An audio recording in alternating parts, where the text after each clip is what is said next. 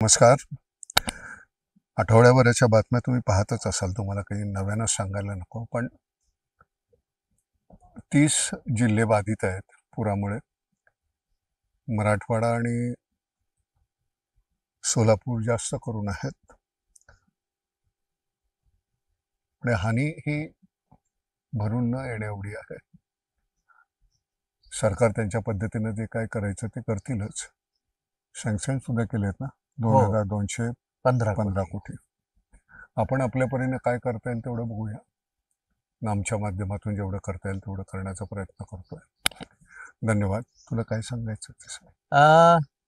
ह्या म्हणजे मराठवाड्याने कधीही अनुभवला नाही असा अतिवृष्टीचा पाऊस यावर्षी मराठवाडा अनुभवतो आहे. आणि त्यामुळे महाराष्ट्रातील जवळपास या अतिवृष्टीमुळे 30 जिल्हे बाधित झालेले आहेत. यामध्ये जवळपास 50 लाख हेक्टरवरचं पिकाचं आणि फळबागांचं नुकसान झालेलं आहे. याशिवाय खूप ठिकाणची जमीन खरवडली गेली आहे. ती नव्याने उभी करणं हे एक मोठं आव्हान आपल्या समोर आहे. दुसरं, पशुधन खूप मोठ्या प्रमाणात बाधित झालेलं आहे. यामध्ये जवळपास हजाराच्या घरात गाई, म्हशी, बैल, 2500च्या घरात बकऱ्या आणि याशिवाय जीवितहानी सुद्धा झालेली आहे. घरांची पडझड मोठ्या प्रमाणात झालेली आहे. आत्ताच मी बातमी ऐकली, गेवराई तालुक्यातलं शिरसा मार्ग म्हणजे ज्याला मोसंबीचा हब म्हणून ओळखलं जातं, तिथं 3000 एकरवरची मोसंबी बाग सगळीच्या सगळी उद्ध्वस्त झालेली आहे. तर हे मोठं अस्मानी संकट महाराष्ट्रावर आलेलं आहे.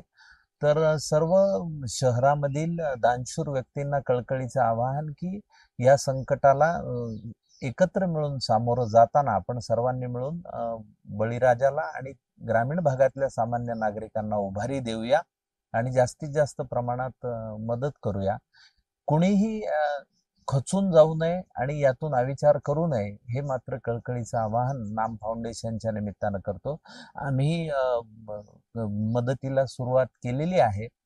किराणा किट्सच्या वाटपापासून ही सुरुवात आहे.